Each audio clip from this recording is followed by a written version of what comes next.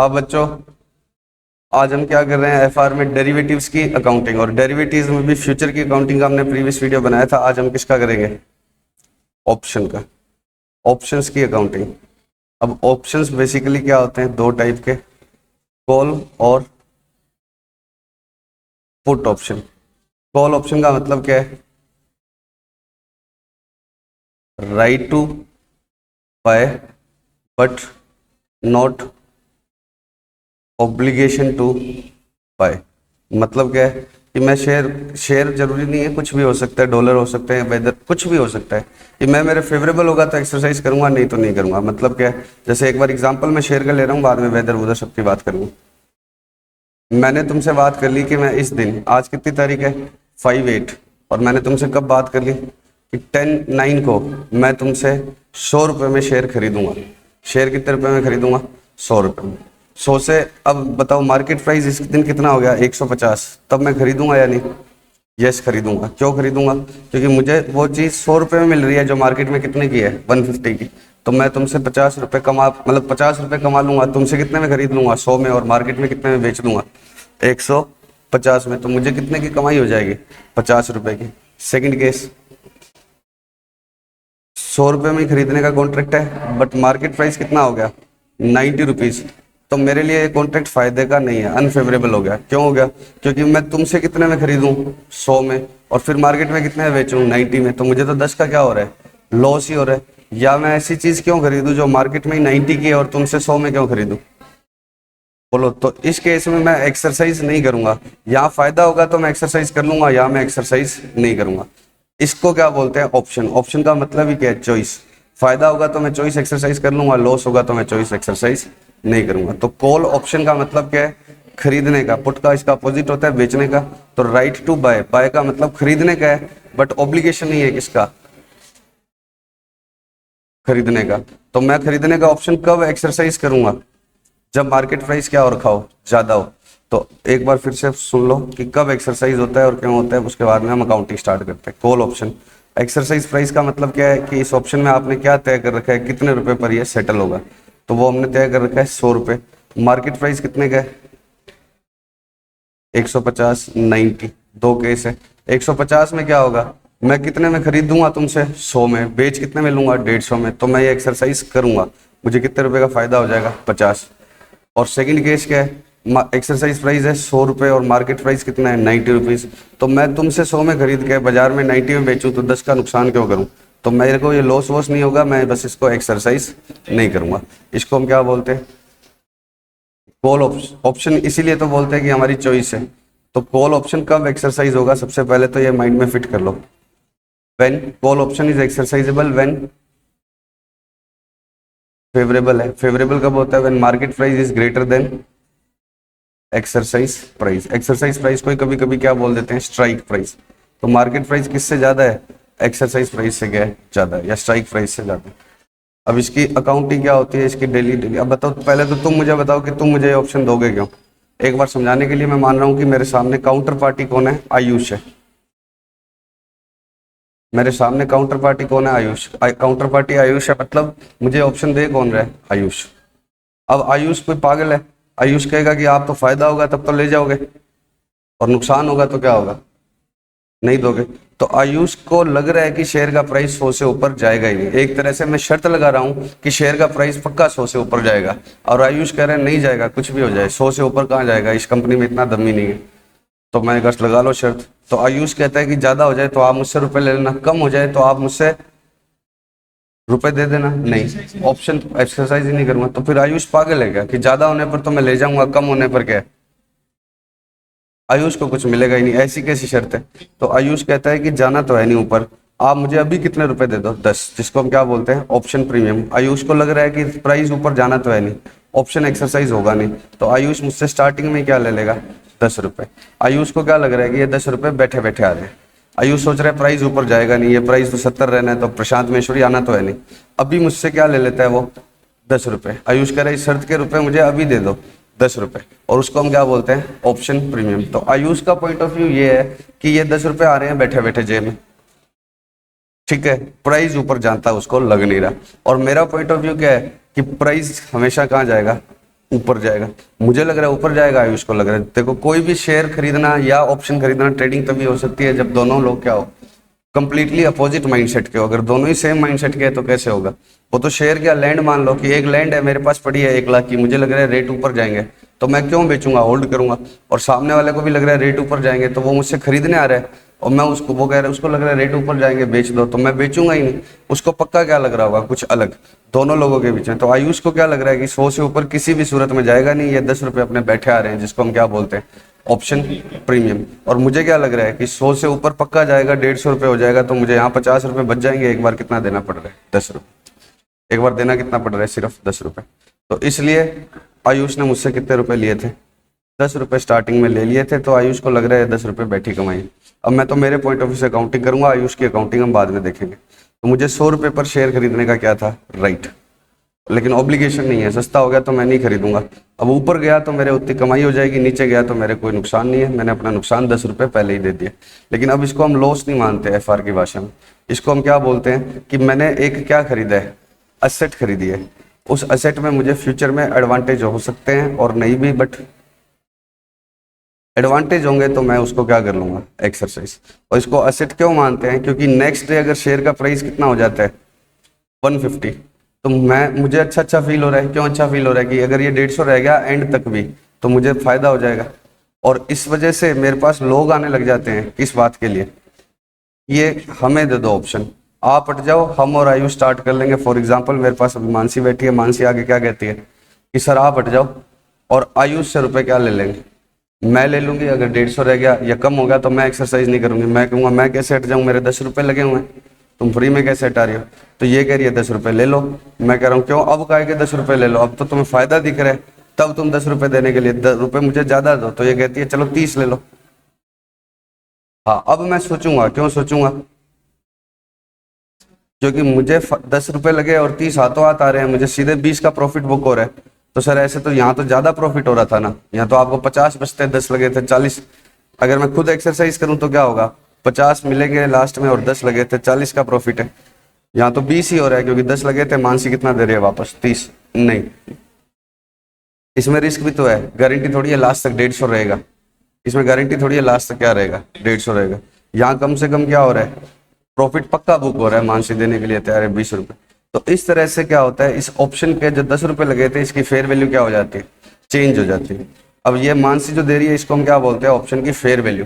और ये कोई मेरी या मानसी की बात नहीं होती, या मैं आयुष को भी नहीं जानता, ये तो सिर्फ किस पर रेट चलते रहते हैं, एक्सचेंज पर रेट चलते रहते हैं। जैसे आप शेयर का प्राइस देखते हो वैसे किसका प्राइस आता रहता है, ऑप्शन का। उसको क्या बोलते हैं, FNO market, future and option market. अभी हम अपनी बात सिर्फ ऑप्शन तक रिस्ट्रिक्ट कर रहे हैं। तो यहाँ पर अब अकाउंटिंग सीखने के लिए पहले मुझे स्ट्राइक प्राइस, एक्सरसाइज प्राइस कितना है 100 रुपये, यहाँ स्ट्राइक प्राइस कितना था, सॉरी यहाँ प्रीमियम कितना दिया था 10 रुपये। तो ये मेरा कोई लॉस नहीं है, ये मैंने एक शर्त खरीदी है जिसमें मुझे आगे फायदे होंगे तो मैं ले लूंगा, नुकसान होंगे तो मैं नहीं लूंगा। अब अगले दिन मानसी मुझे 30 रुपये देने के लिए तैयार है, उसको हम क्या बोलते हैं, इसी शर्त की फेयर वैल्यू, कि मैं इसको आज की आज क्या कर दूं, कैंसिल कर दूं, बेच दूं, तो मुझे कितने रुपए मिल जाएंगे, 30 रुपये। अगले दिन रेट कितना हो गया 50, मतलब शेयर का प्राइस और ऊपर गया है। थ्योरेटिकल बात करूं तो यहाँ प्राइस 150 रहा होगा, यहाँ 130 रहा होगा। एग्जैक्टली ये ऐसे नहीं होता, 130 है तो 30 आ जाएगा, इसमें बाकी बातों का, र्यूमर का, औरों का भी इफेक्ट पड़ता है, लेकिन थ्योरेटिकल बात करूं तो ये होगा। अब सोचो कि यहाँ शेयर का प्राइस कितना हो जाए, सॉरी 90 रुपीज हो जाए, तब क्या होगा, इसकी वैल्यू नील हो जाएगी, माइनस में नहीं जाएगी। क्यों नहीं जाएगी माइनस में, मैं एक्सरसाइज ही नहीं करूंगा, मैं एक्सरसाइज ही नहीं करूंगा। तो इस तरह से तुम्हें बार बार क्या दी होगी, फेयर वैल्यू, और तुम्हें इसके क्या पूछेगा, अकाउंटिंग। और लास्ट दिन मान लो कितने रुपए का हो गया शेयर का प्राइस, 115 रुपए का हो गया। तो हमें इसके लिए कौन सी अकाउंटिंग लगानी होती है, FVTPL, fair value through P&L। हमें इसको हमेशा किस पर लाना है, फेयर वैल्यू पे। तो सबसे पहले मेरे 10 रुपए लगे थे और फेयर वैल्यू भी 10 ही थी, इसकी फेयर वैल्यू 10 ही थी। तो मैं सबसे पहली एंट्री क्या करूंगा, डेरिवेटिव फाइनेंशियल एसेट। डेरिवेटिव क्यों बोलते हैं, क्योंकि इस कॉन्ट्रैक्ट की वैल्यू किससे डिराइव हो रही है, किसी दूसरी चीज। और दूसरी चीज क्या है, फ्यूचर वाली क्लास में हमने बात करी थी, वो दूसरी चीज क्या है, शेयर का price. Derivative financial asset to P&L, कितने रुपए का, 10। नालायक, P&L क्यों होगा, हमने 10 रुपए की कैश दी है, तो कितने रुपए हो गया, derivative financial asset to cash 10 रुपए। अगले दिन ये रेट कितना हो गया, 30 रुपये। तो फाइनेंशियल एसेट जो मेरी कितने की थी, 10 रुपये की आ रही थी बैलेंस शीट में, उसको कितना करना है 30। तो कितने रुपए का प्रॉफिट बुक करना होगा मुझे, 20 रुपये का। फिर 30 वाली एसेट को कितना करना है 50। तो फिर से क्या करना होगा, derivative financial asset to P and L 20। तो आपको क्या करना है, ये जो गेन है ये बुक करते जाने हैं। और असेट आपकी हमेशा किस पर आएगी बैलेंस शीट में, इस वैल्यू पर। इस दिन कितने पर पड़ी होगी, 30 पर। कैसे पड़ी होगी, 10 की यहाँ 20 की यहाँ। इस दिन कितने पर पड़ी होगी, 50 पर। क्यों, क्योंकि 10 20 और ये। तो ये जो वैल्यू है ना, ये किसकी वैल्यू है, असेट की वैल्यू है। ये वाली जो वैल्यूज है वो किसकी वैल्यू है, असेट की। और असेट का नाम क्या है, ऑप्शन। ऑप्शन आपका बिक सकता है मार्केट में, तो आपके लिए क्या है, असेट ही तो है।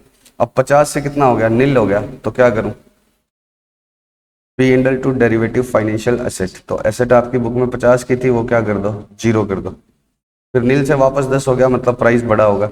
तो derivative financial asset to P and L कितने रुपए, 10। तो अब असेट आपकी बुक में कितने रुपए की है, 10। अब बताओ यहाँ एक्सरसाइज करोगे या नहीं करेंगे। तो आपको कितने रुपए देने होंगे, 100 रुपए। सामने वाले को कितने रुपए देने होंगे, 100। और वापस मार्केट में बेच के आपको मिल कितने जाएंगे, 115।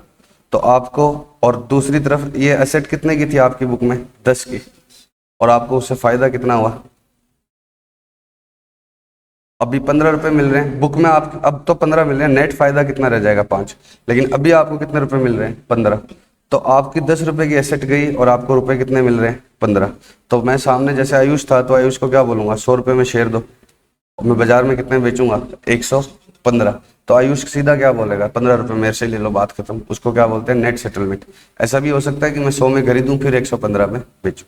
तो कैश कितने का आएगा बताओ, 15 का।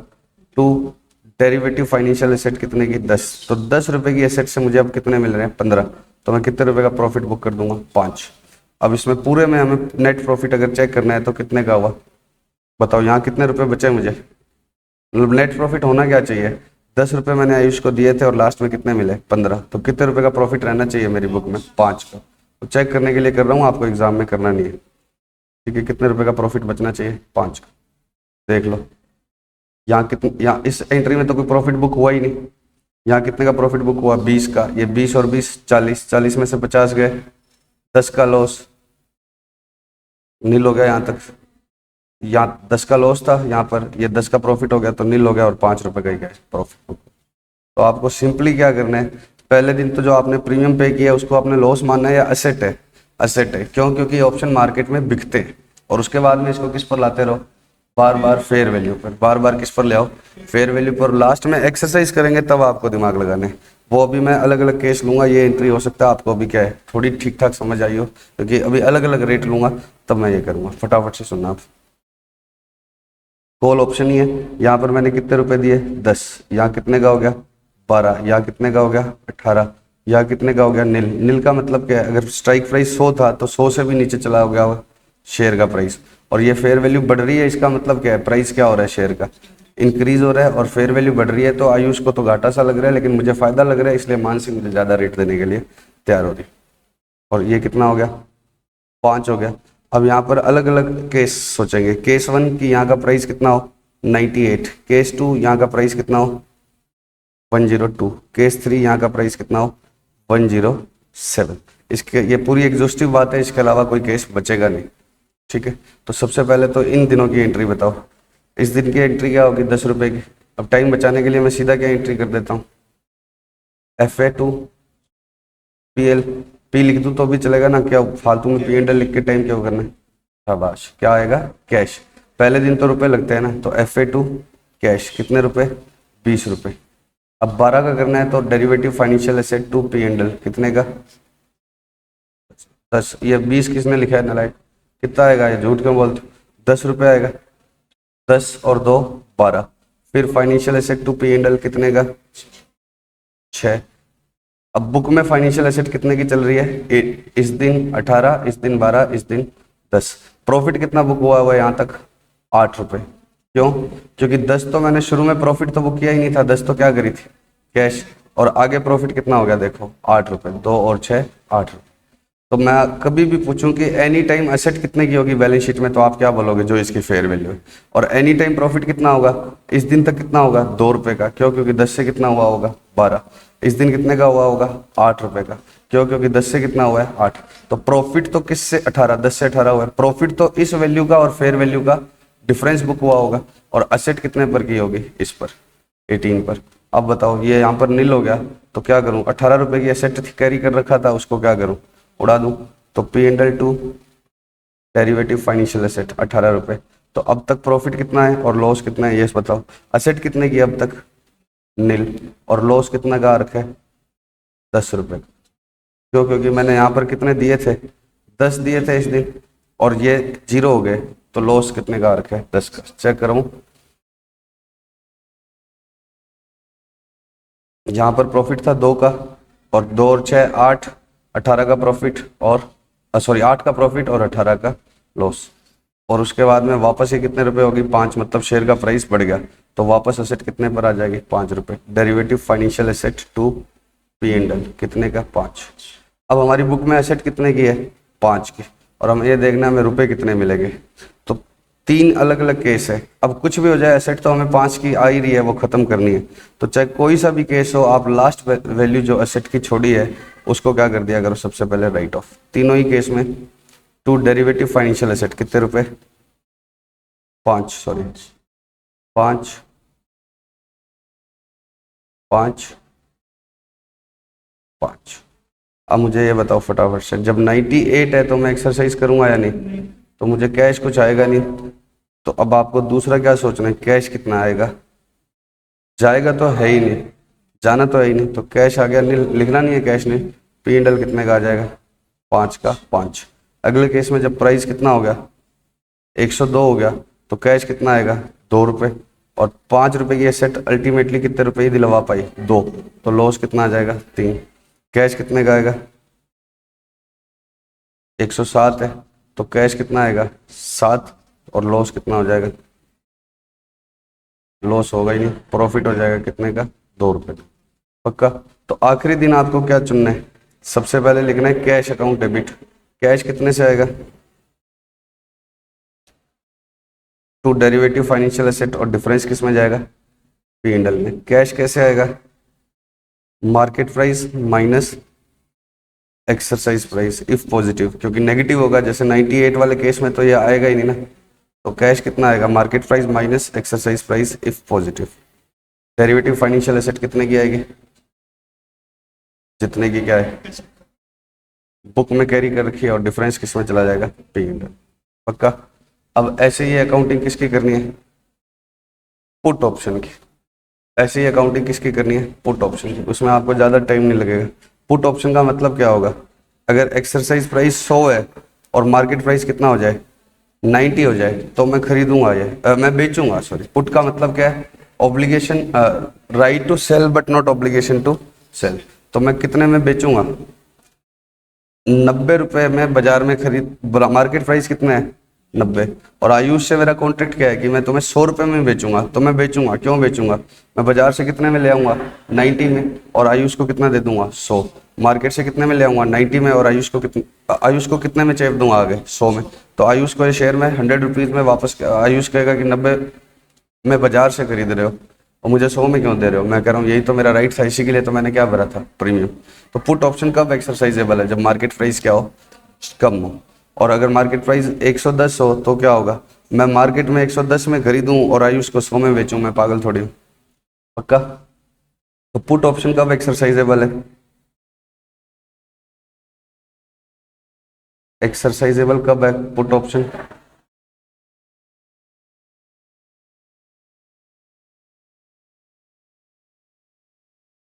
हाँ बच्चों, वीडियो इसलिए रोक दिया था कि ये लिख दूं ताकि आपका टाइम वेस्ट ना हो। मार्केट प्राइस क्या है? ज्यादा हो, किससे? एक्सरसाइज प्राइस से। तब कॉल ऑप्शन एक्सरसाइजेबल होगा, और पुट ऑप्शन हमेशा तभी एक्सरसाइज होगा जब मार्केट प्राइस क्या हो? कम हो। ये लेस देन का साइन, मार्केट प्राइस क्या हो? कम हो एक्सरसाइज प्राइस। पक्का? तो पुट ऑप्शन में भी हमें पहले क्या देना पड़ता है? प्रीमियम। सेम डिटो अकाउंटिंग है, बस लास्ट वाली छोड़ दी जाए तो। पहले 10 रुपए दिए, अब 12 रुपए हो गया। 12 रुपए पुट ऑप्शन का प्राइस हो रहा है, मतलब मार्केट प्राइस डाउन हुआ है। पिछले केस में हम क्या समझ रहे थे? फेयर वैल्यू बढ़ रही है, मतलब मार्केट प्राइस क्या हुआ है? अप हुआ है। अब ये 15 हो गया, तो फिर से क्या हुआ है? मार्केट प्राइस और डाउन हुआ है। ये पुट ऑप्शन है, और ये नील हो गया, मतलब मार्केट प्राइस क्या है? अप हो गया। अप हो गया। एक्सरसाइज प्राइस अगर 100 है तो 100 से भी क्या हो गया, ज़्यादा हो गया। ये फिर इधर कितने रुपए हो गया, 3। और ए बी सी 102, 99 और 92, 99 है। पहले तो फटाफट से बताओ इसका मतलब क्या है। मैंने 10 रुपये दिए थे आयुष को और derivative financial asset to cash कितने का खरीदा था, 10 का। तो derivative financial asset to cash कितने का किया मैंने, 10 रुपये का किया। अब ये 12 दे रही है मानसी मुझे इसके लिए। मानसी कब 12 देगी, जब मार्केट प्राइस क्या हो गया, और कम हो गया। क्योंकि इसमें फायदा तभी है पुट ऑप्शन में जब क्या हो, प्राइस कम हो। कम हो तो फायदा क्यों है, क्योंकि बाजार से सस्ता खरीदूंगा और बेच कितने में दूंगा, 100 रुपये में। इसमें बेचने का राइट है मेरे पास 100 रुपये में, ठीक है। तो अब financial asset to P and L कितना हो गया वापस, 2 रुपये। आप किसी भी समय तक अगर बैलेंस शीट बनाएंगे तो एसेट की वैल्यू क्या होगी, यही वाली 10 और 12। और प्रॉफिट की वैल्यू क्या होगी, इस 10 से ऊपर या नीचे जितना चल रहा है। आगे बताओ अगली entry, financial asset to P and L कितने रुपए, 3 रुपए। बैलेंस शीट बनाऊंगा तो वैल्यू एसेट की कितनी होगी, 12 और 3 15, और प्रॉफिट 10 और 15 का गैप चल रहा होगा। उसके बाद में नील हो गई। नील होने का मतलब प्राइस क्या हो गया, अप हो गया। तो क्या एंट्री होगी, P and L to financial asset कितने रुपए, 15 रुपये राइट ऑफ करूंगा तो एसेट तो 15 की नील होगी। और लॉस कितने का हो गया, 10 का। ये कैसे आया, कल तक कितना प्रॉफिट बुक कर रखा था, 5। आज लॉस कितने का बुक कर दिया, 15 का। कल तक कितने का प्रॉफिट था, 5। आज लॉस कितने का बुक कर दिया, 15। तो नेट 10 का लॉस रह गया यहाँ से लेकर यहाँ तक। अब फिर प्राइस गिर गया होगा तो कितने रुपए की एसेट बनाऊंगा, 3 का। तो financial asset to P and L कितने रुपए, 3 रुपये। बैलेंस शीट में वैल्यू कितनी आ गई एसेट की, 3। और लॉस चल रहा था 10 का, 3 का प्रॉफिट बुक किया है तो अब तक कितने का लॉस चल रहा है, 7। ये समझाने के लिए कर रहा हूँ, इसका एग्जाम से कोई लेना देना नहीं। और लास्ट में प्राइस कितना हो गया, 102 हो गया। तो ये एक्सरसाइजेबल होगा या नहीं। तीनों ही केस में आपको सबसे पहले क्या करना पड़ेगा, फाइनेंशियल एसेट तो राइट ऑफ करनी पड़ेगी। टू फाइनेंशियल एसेट कितने रुपए, 3। To financial asset 3, to financial asset 3। अब बताओ जब 102 हो गया तो मैं एक्सरसाइजेबल नहीं करूंगा तो लॉस ही आ जाएगा। 102, 99, 92 याद रखना, बार बार ऊपर जाना पड़ता है। तो P and L right of हो जाएगा। 102 में तो एक्सरसाइजेबल होगा ही नहीं। दूसरे केस में रेट था 99, एक्सरसाइज करूंगा मार्केट से 99 में खरीद के आगे आयुष को कितने में बेचूंगा, 100 में। तो मुझे कितने रुपए बचेंगे, 100, 1 रुपया। तो आयुष इससे बढ़िया मुझे 1 रुपया दे ही दे, बाकी किस में चला जाएगा, लॉस में। तीसरे केस में रेट कितना था, 92 था, ऊपर नहीं जा रहा मैं, 92 था। तो 92 था तो आयुष कितने देगा, 8। क्योंकि 92 में खरीद के आयुष को 100 में बेचूंगा तो सीधा आयुष कितने दे देगा, 8। और प्रॉफिट कितने का आ जाएगा, 5। तो ये तो होल्डर की अकाउंटिंग होगी कॉल और पुट में। राइटर की अकाउंटिंग क्या होती है, बिल्कुल अपोजिट। जो होल्डर की होती है उसकी क्या होती है, अपोजिट। बट इंस्टीट्यूट तुम्हें क्वेश्चन पेपर में किसका देगा, राइटर्स का ही। क्योंकि होल्डर का तुम समझ जाते हो, राइटर की उसकी अपोजिट करनी होती है। तो कोई बच्चा चलते 2-4 एंट्री सही करते करते एक आधी क्या कर देता है, गलत। तो अब हमें किसकी अकाउंटिंग सीखनी है, आयुष की। अब हमें किसकी अकाउंटिंग सीखनी है, आयुष की। तो अब मैं जो एग्जांपल ले रहा हूँ उसमें कॉल ऑप्शन मान के भी कर लूंगा और पुट ऑप्शन मान के भी कर लूंगा और होल्डर मान के भी और राइटर मान के। सबसे पहले कॉल ऑप्शंस मान के बताना, ठीक है। क्वेश्चन है ये कि स्ट्राइक प्राइस कितना है, 100 रुपये। स्ट्राइक प्राइस कितना है, 100 रुपये। यहाँ कितने रुपए लगाए, 10 का प्रीमियम, 12 नील, 5। प्राइस कितना हो गया, 102, 108 और नील थोड़ी होता है 99। ठीक है। अकाउंटिंग किसकी है,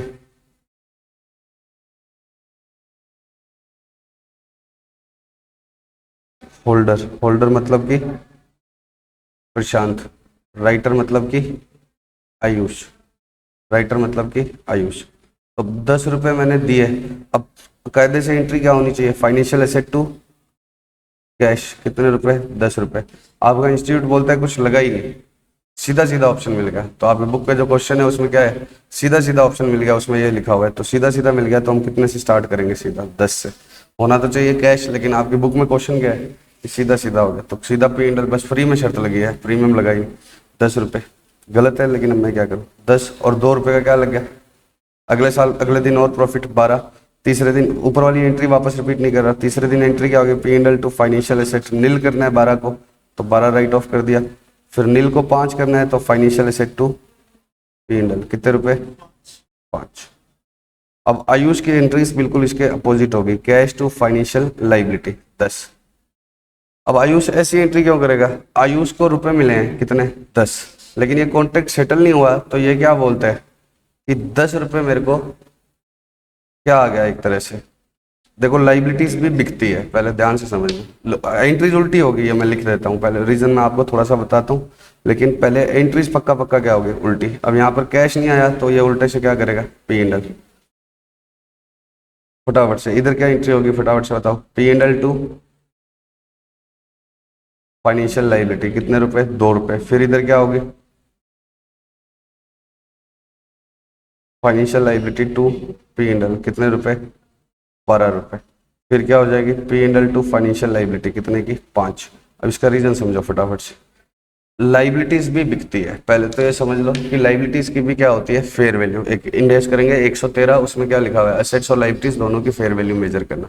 तो लाइबिलिटीज कैसे बिकती है, फॉर एग्जाम्पल मुझे मानसी को कितने रुपए देने हैं, 100 रुपये, मैं जाता हूँ रितिका के पास, रितिका को क्या बोलता हूँ कि मानसी के रुपए तुम दे देना, रितिका कह रही बारात में आए हो मैं क्यों दे दूँ, तो मैं कहा तुम मुझसे बताओ कितने लेते हो अभी, तो मुझसे अभी ले लो कितने रुपए लेने हैं, तो रितिका बोलेगी 100 रुपये दे दो, हालांकि हो सकता है मानसी को मैंने साल बाद देने हो, तो रितिका को मैं कितने दूंगा, 90, क्योंकि रितिका को एक तरह से फाइनेंस मिल रहा है 90, और वो इंटरेस्ट कमा के देगी ना आगे, मतलब उसको, तो वो कुछ भी है कैसे निकलती है वो कहाँ से निकालेंगे हम, इंडेक्स 113 में उसके बारे में पूरी। लेकिन liabilities can be transferred, but at the time of transfer of liability we will need to pay cash to the transferee, जिसको मैं ट्रांसफर करूंगा उसको मुझे क्या देना पड़ेगा, कैश देना पड़ेगा। एसेट बेचते हैं तो क्या होता है, कैश मिलती है, और लाइबिलिटी बेचते हैं तो कैश देना पड़ेगा। भाई मुझे 1 करोड़ रुपए किसी को देने हैं, मैं आपको बोलूँ कि आप दे देना, तो आप क्या बोलोगे, हमें पैसे दे दो, हम दे देंगे।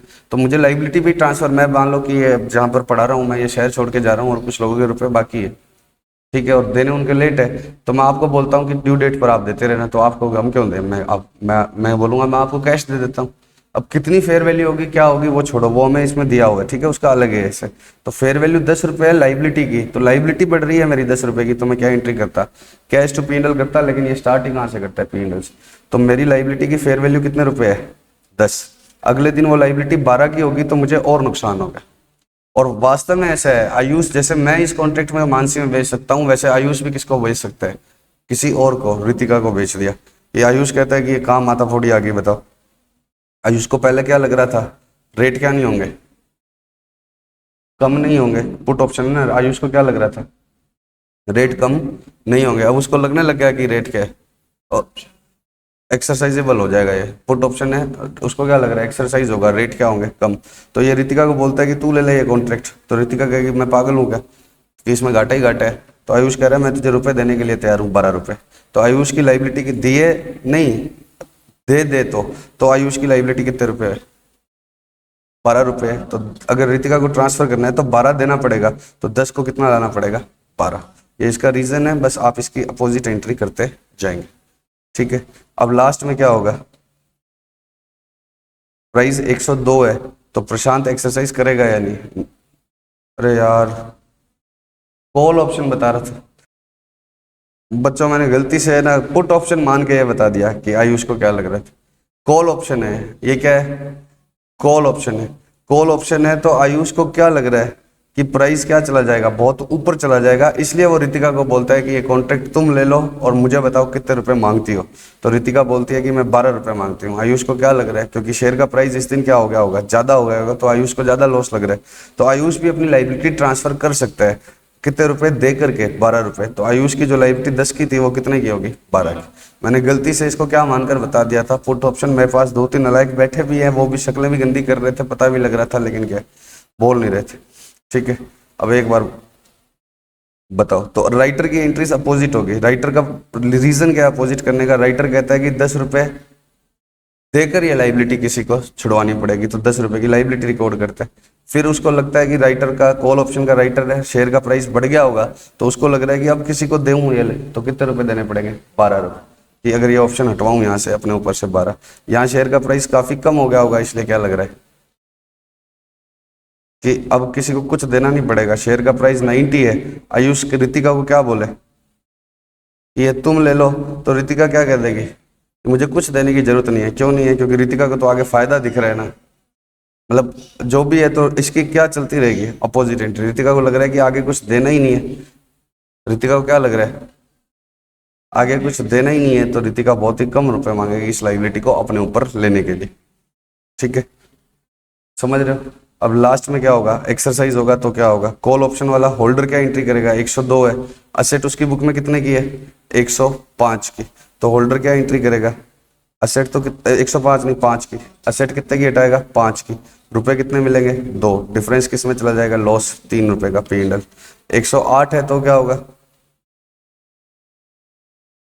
108 है तो कैश कितना आएगा, 8, फाइनेंशियल एसेट कितने की जाएगी, 5, डिफरेंस किस में चला जाएगा, प्रॉफिट 3 रुपए का, कि 5 की एसेट के कितने मिल गए, 108, और 99 है तो एक्सरसाइज तो कुछ होगा नहीं, और इधर क्या होगा, P&L टू फाइनेंशियल एसेट कितने रुपए का, 5 का।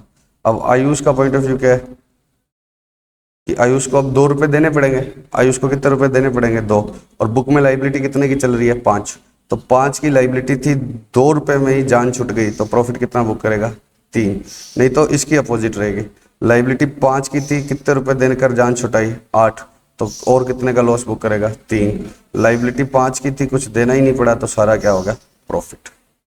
ठीक है, अब पुट ऑप्शन मैं सीधा राइटर की अकाउंटिंग करूंगा, और सबसे ज़्यादा अगर चांसेस है टेस्ट पेपर में एग्जाम में आने का पुट ऑप्शन में राइटर की अकाउंटिंग। कॉल ऑप्शन कंपैरेटिवली बच्चे जल्दी समझ जाते हैं, पुट ऑप्शन तो वैसे ही थोड़ा सा उनको दिक्कत वाला लगता है, क्योंकि कॉल ऑप्शन के क्वेश्चन ज़्यादा होते हैं किसी भी बुक में, SFM और अकाउंट्स में, और पुट ऑप्शन के क्वेश्चन वैसे ही कम होते हैं, और राइटर तो सीधा ही क्या हो जाता है, अपोजिट। अब यहाँ आप सीधा सीधा किसकी अकाउंटिंग करेंगे, राइटर की, 5, 7, 9, सीधा अकाउंटिंग किसकी करनी है, राइटर की, नील 8, बताओ। पुट ऑप्शन में राइटर को 5 रुपए शुरू में मिलते हैं, तो सबसे पहले वो क्या एंट्री करता है, cash to derivative financial liability, लेकिन अब आपका इंस्टीट्यूट कहता है प्रीमियम है ही नहीं, तो मैं इसलिए कहाँ से स्टार्ट करूंगा, P&L टू लाइबिलिटी, कितना डेरिवेटिव फाइनेंशियल लाइबिलिटी, 5 रुपए। अब 5 के 7 हो गए, तो इसका मतलब क्या है, पहले तो 7 रुपए होने का मतलब क्या है, फेयर वैल्यू बढ़ने का मतलब, प्राइस क्या हो गया शेयर का और ज्यादा डाउन हो गया, इसलिए क्या लग रहा है कि ऑप्शन एक्सरसाइज होगा। ऑप्शन एक्सरसाइज होगा तो आयुष को घाटा ज्यादा लग रहा है। आयुष रितिका को क्या बोलता है कि अब मैं 5 के कितने देने के लिए तैयार हूँ, 7, तो ये लाइबिलिटी की फेयर वैल्यू कहाँ से आती है, एक्सचेंज से आती है, 2, 9 हो गया तो वापस से 2 रुपए, 7 और 2 9, नील हो गया, मतलब प्राइस बहुत ज्यादा ऊपर चला गया। अब आयुष को लग रहा है कि प्राइस ये 150 हो गया, मान लो 100 से ऊपर है, आयुष को क्या लग रहा है कि एक्सरसाइज होगा ही नहीं, तो अब रितिका को नाम ये कॉन्ट्रैक्ट कर दूं तो भी रितिका कोई खास रुपए नहीं मांगेगी, तो मेरी लाइबिलिटी की वैल्यू क्या होगी, नील, जो मेरी बुक में कितने की आ रही है, 9, तो कितने रुपए, 9, अब यहाँ पर कितना हो गया, 8, तो फिर से लॉस बुक करना पड़ेगा, नील को नील होगी थी ना यहाँ, नील से कितना 8, 5 से 7, पहले तो 5, फिर 5 से 7 का, फिर 7 से 9 का, फिर 9 से नील का गेन, लाइबिलिटी कम हो रही है, फिर नील की लाइबिलिटी 8 होगी, तो P&L टू फाइनेंशियल लाइबिलिटी कितने रुपए, 8। अब यहाँ प्राइस कितना है, 93, 90, 102, तो इसको तो लाइबिलिटी हटानी है हर केस में, फाइनेंशियल लाइबिलिटी टू, लाइबिलिटी तो कितने से हटेगी हर केस में, 8 से, क्योंकि बुक में कितने की है, या 8। फर्स्ट केस में कितने रुपए देने पड़ेंगे, पुट ऑप्शन है एक्सरसाइजेबल होगा, क्योंकि एक्सरसाइज होगा, लास्ट में कितने रुपए देने पड़ेंगे, प्राइस डाउन है ना, तो कितने सामने वाला 7, 8 की लाइबिलिटी 7 में छूट गई। सेकंड केस फाइनेंशियल लाइबिलिटी कितने की है, 8 की, देने कितने पड़ गए, 10, तो लॉस कितने का आ गया, ये कैश लिखा है।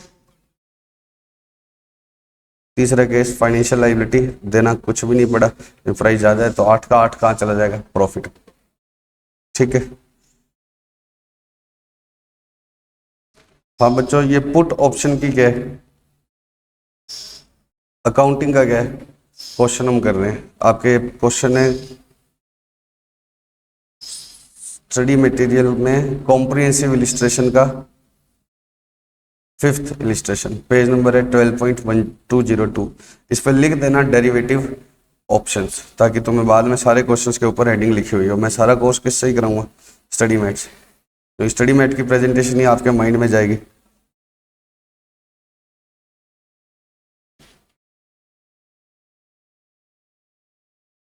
फिफ्थ था क्या?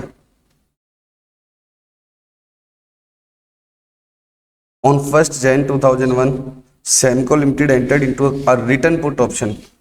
पुट ऑप्शन मैंने क्या किया है, राइट किया है। पुट ऑप्शन मैंने क्या किया है, राइट किया है।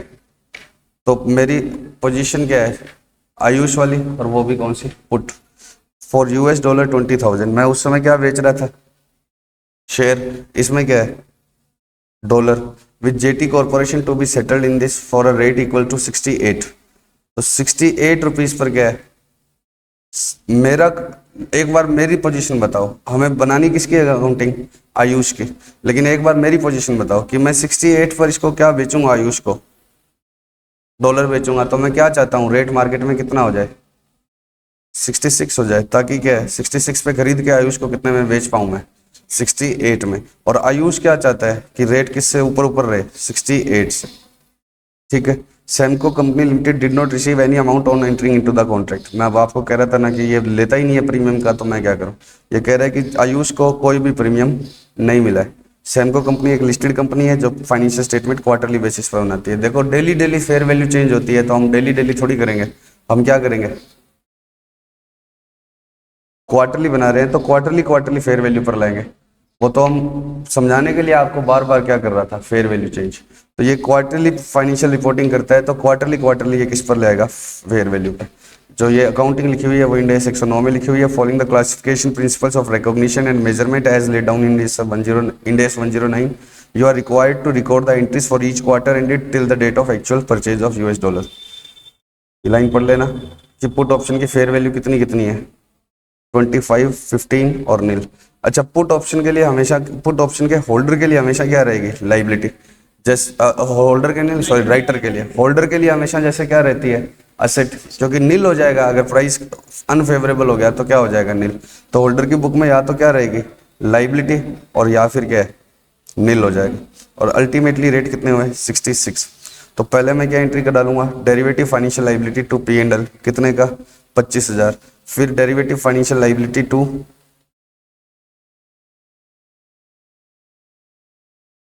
15 करनी है लाइबिलिटी, सॉरी। तो P and L to derivative financial liability कितना कर दूंगा, 25 की लाइबिलिटी कितनी करनी है, 15। तो 10 का क्या करूंगा, उल्टा कर दिया भाई,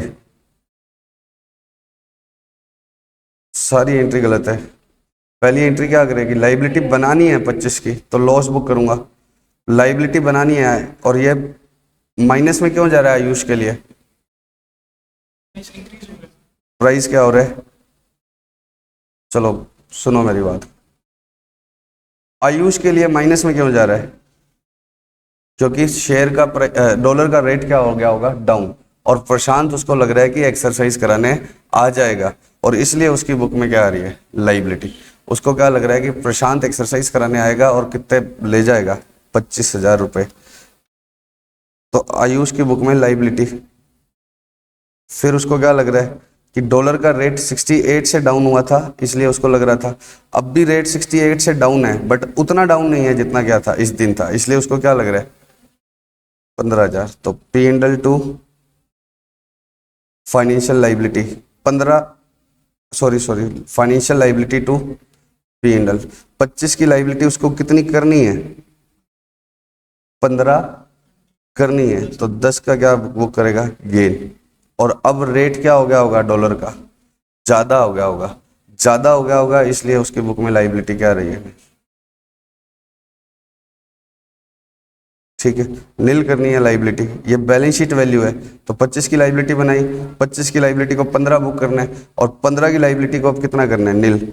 तो क्या करूं, फाइनेंशियल लाइबिलिटी 15 की 15 हटा दूं, और टू पी एंड एल कितने रुपए, 15 रुपए। अब मेरी बुक में ना लाइबिलिटी है ना असेट है, लेकिन अब देखना क्या पड़ेगा। चलो पहले फटाफट से एंट्रीज देख लो। ये थ्योरी क्या है मैं आपको बताता हूँ। P and L to derivative financial liability 25 की बनानी थी, फिर derivative financial liability to P and L, 25 को कितना करना था 15, तो 10 का प्रॉफिट बुक कर लिया। फिर 15 को नील करना था तो 15 का प्रॉफिट और बुक कर लिया। बुक में 0 पोजीशन है मेरी। अब रेट कितना हो गया 66। तो प्रशांत महेश्वरी आयुष के साथ ये कॉन्ट्रैक्ट सेटल करवाएगा। क्यों करवाएगा? क्योंकि ये 68 है और प्रशांत बेचेगा। क्यों बेचेगा? प्रशांत मार्केट से कितने में उठाएगा 66 में उठाएगा और आयुष को बोलेगा कि मैं पुट कर रहा हूं, मैं बेच रहा हूं 68 में, तो 2 रुपए आयुष को देने पड़ेंगे। तो उसकी बुक में 0 लाइबिलिटी है और उसको कितने देने पड़ेंगे 2 रुपए। तो $20,000 का था, तो लाइबिलिटी 0 है तो लॉस कितने का आ गया 40 का। और ये क्या कहता है 20,000 इंटू 66, 20,000 इंटू 68, नेट तो 20,000 इंटू 2 ही है, लेकिन ये क्या मानता है कि प्रशांत बेच नहीं आया है, ये नेट सेटलमेंट नहीं मानता। तो प्रशांत बेचेगा कितने पर 66 पे। प्रशांत तो इसको आयुष को तो 66 पे बेचेगा ना, प्रशांत आयुष को 66 पे बेचेगा और आयुष आके पास डॉलर आ गए, आयुष के पास क्या आ गए, अरे सॉरी रेट कितनी है 66, आखिर में रेट कितनी है 66 है मार्केट रेट, और स्ट्राइक प्राइस कितना था 68। तो गलत बोल दिया ना, प्रशांत तो आयुष को कितने पर ही बेचेगा 68 पे। तो प्रशांत जब आयुष को 68 पर बेचेगा तो आयुष को 68 से खरीदना पड़ेगा, तो आयुष की कैश गई। अब आयुष के पास आ गया डॉलर, आयुष ने प्रशांत को दिए 68, प्रशांत तो 68 पर एक्सरसाइज कराने आए और आयुष के पास क्या आ गया $1। अब वो उस $1 को बाजार में बेचेगा तो उसको कितना मिलेगा 66। तो 66 आए 68 गए, ये ग्रोस करता है, ठीक है। और 20,000, क्योंकि स्ट्राइक प्राइस 68 था और प्रशांत क्यों एक्सरसाइज कर रहा है, प्रशांत की पोजीशन ये है कि वो बाजार से कितने में खरीद के लाया 66 में, और आयुष को कितने में दे रहा है 68, और हमसे अकाउंटिंग पूछी है आयुष की, तो आयुष को 68 में खरीदना पड़ रहा है, तो 68 गए और वापस आए कितने उसके पास 66। पक्का?